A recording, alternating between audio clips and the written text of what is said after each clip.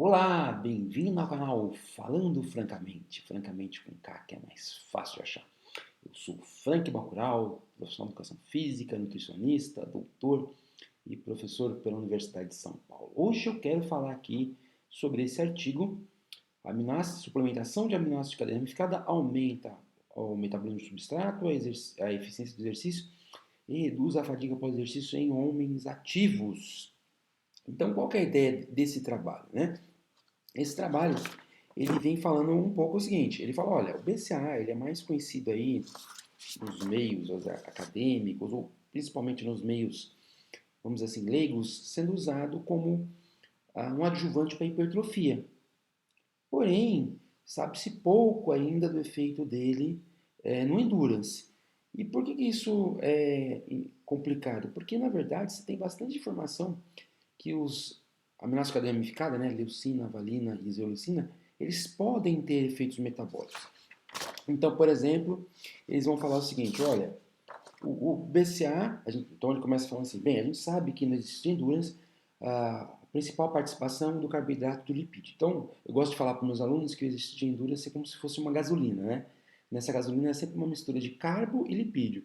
Conforme, se você pensar numa intensidade fixa e aumentar a duração, vai aumentando o uso de gordura. Se você pensa numa intensidade progressivamente sendo aumentada, aumenta o uso de carbo. Tá? Então, a intensidade e duração que são dependentes, né? De certa forma, elas vão determinar se eu uso mais carbo ou mais lipídio. Ele fala, porém, apesar do carboidrato e os lipídios serem os principais, os ácidos graxos também é, são importantes. Eles podem ser usados também, né? E aí ele começa a falar, por exemplo, BCA, que o BCA, os três BCAs têm uma característica especial porque eles dão bypass, eles passam direto para o fígado e vão para músculos e tecidos. Isso porque o fígado tem pouco de uma enzima chamada BCA aminotransferase, que é a enzima que degrada o BCA, porém o músculo tem. Quando o músculo chega, essa BCA aminotransferase transforma ele em acetil-CoA e succinil-CoA, ele entra no ciclo Krebs, fornece energia.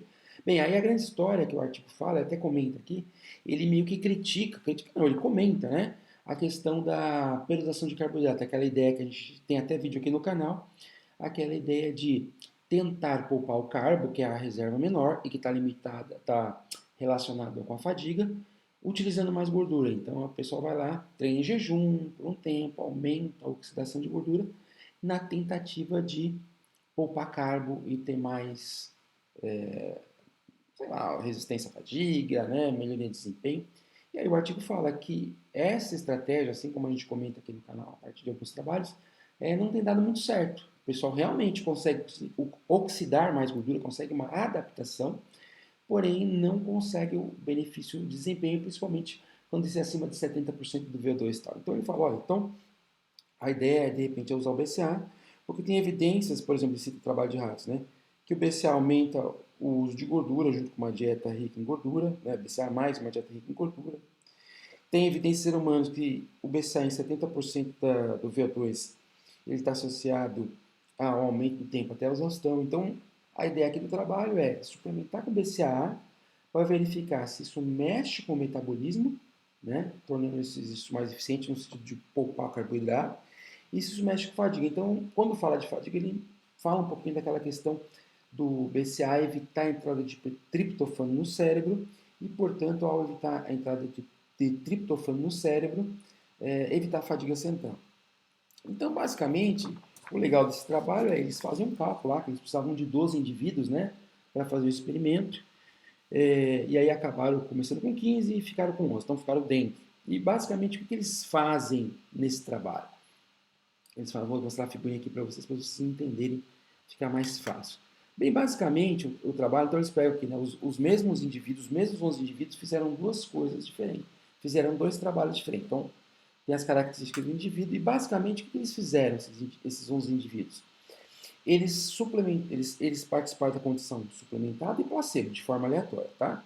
Consistiu o seguinte, 3 dias tomando a substância. Então, 2 dias tomava BCA ou substância placebo, no terceiro dia tomava de novo BCA ou substância placebo e fazia 2 testes. Um dos testes consistia em fazer o exercício a 60% do VO2 durante uma hora, tá? Então 60% do VO2 em uma hora, tendo usado BCA ou placebo sem saber.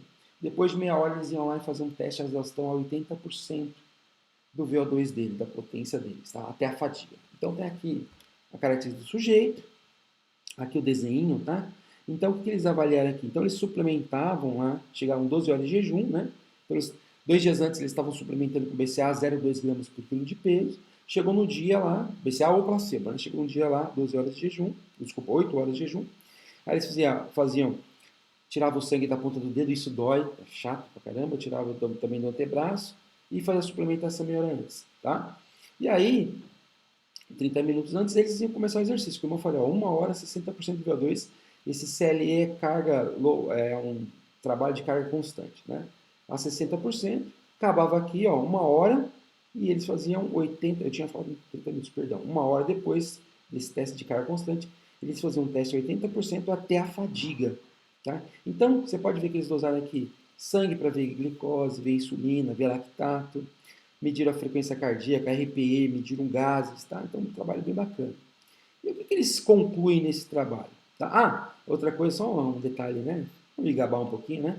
Mas um detalhe desse trabalho aqui, ó, é que você pode ver rapidinho a referência 18 desse trabalho aqui, ó, né? Referência 18 é um artigo do qual eu fiz parte. Mas o mais bacana é que esse artigo é de 2000, então esse artigo ele já tem 25 anos, porque esse trabalho aqui foi publicado, né, esse ano. Então, esse trabalho aqui, que eu fui citado, meu trabalho, ele tem 25 anos. Então, isso é uma coisa bacana de pesquisa, né? Às vezes a gente está muito preocupado em publicar, e publica e os trabalhos são pouco citados. Então, esse meu trabalho aqui é bastante citado, e já tem 25 anos e continua sendo citado. Então, mostrar aí que a gente vai devagarzinho, mas vai tendo relevância aí na área. Então, eles fizeram isso e basicamente vamos ver o que eles observaram, né? A gente entendeu. Então, o que eles foram vendo aqui no trabalho? Então, outra coisa. Então, os mesmos indivíduos, né, eles calcularam a dieta deles nos dias lá. Você vê que não tem diferença nem de carboidrato. É os mesmos indivíduos nas duas condições. Perdão. Entre um teste e outro, então vamos imaginar que uma parte começou com BCA e depois passou 7 dias para fazer o teste, os mesmos testes de forma placebo, tá? Então, teve aí uma semana de diferença para eles fazerem os dois testes. Então, é um estudo randomizado, né, controlado e transversal, ou seja, os mesmos indivíduos servindo de controle para eles mesmos. Então, o que eles observaram? Olha que interessante aqui. Ó. Eles observaram que durante o teste de carga constante, aqueles que usaram, os indivíduos quando estavam usando o BCA, porque foram os mesmos, né, eles aumentaram a utilização de gordura. E está aqui a diferença. Então, olha que interessante. Quando eles fizeram aquele primeiro teste de 1 hora, 60% do VO2, quem usou o BCA, quando eles usaram o BCA, né, na condição que eles estavam usando o BCA, eles utilizaram mais gordura, mas não teve utilização maior do carboidrato. Então aqui já demonstrando que os BCA tiveram sim um efeito na maior utilização de gordura, ou seja, tiveram um efeito metabólico, que era o que eles propunham. Eles estavam propondo, já que aquela periodização de carbono não dá certo para poupar carboidrato, vamos tentar poupar via BCA. Então, eles não fizeram biópsia, eles até falam isso, né, para saber que realmente poupou, mas o uso de gordura durante o teste de 1 hora, durante o 20º minuto e o 30º minuto foi maior. O uso de carbo não. E aí, outra coisa que eles perceberam é quando... Então, isso aqui era só do teste de carga constante, né? De carga constante, para usar os dois substratos. Quando eles avaliaram o tipo de substrato que foi usado no teste de carga constante e no teste de exaustão até 80%, eles perceberam uma coisa interessante.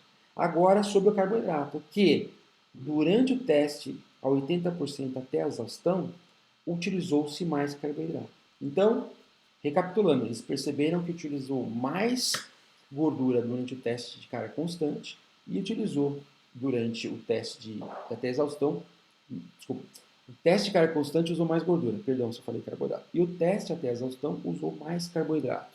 Curioso que o teste até exaustão, vou mostrar aqui, o tempo foi o mesmo, porém usou mais carbo. Então aqui, ó, glicose, você vê aqui, né? Aí ele comenta que o uso de glicose no todo, no teste de carga constante, não foi diferente. Isso aqui falava só do teste até exaustão, então no teste de carga constante a glicose não foi diferente, nem o lactato. Aí eles mostram que a liberação de ácido graxo foi maior em relação ao repouso, Mas, de novo, né, o uso de ácido graxo no todo, no teste constante, não foi diferente. Ele foi maior nos momentos 20 a 30 minutos, aqui, perdão, 20 a 30 minutos do teste constante, mas o todo não foi diferente, tá? E aí, por último, uma coisa que eles percebem é a questão da eficiência. O que é isso? Eles perceberam o seguinte, que quando você toma BCAA, você teve uma eficiência melhor. Então, eles calcularam o tempo total foi a mesma coisa, né? Porém, quem tomou BCA fez esse tempo utilizando menos substrato. Entendeu a ideia? Então, quem usou BCA conseguiu fazer o mesmo trabalho, porém utilizando menos substrato. Então, ele teve uma eficiência maior. Então, aqui não mudou o RPE, não mudou a frequência cardíaca. E a última coisa interessante que eles perceberam é que essa escala visual, né, escala analógica visual, que era para identificar a fadiga após exercício, mostrou que no BCA a fadiga foi menor do que a condição placebo. Então, fazendo uma rapidíssima recapitulação, um trabalho utilizando o BCA, com o intuito de ver se o BCA mexia com o metabolismo, né, com a eficiência do exercício e reduzir a fadiga.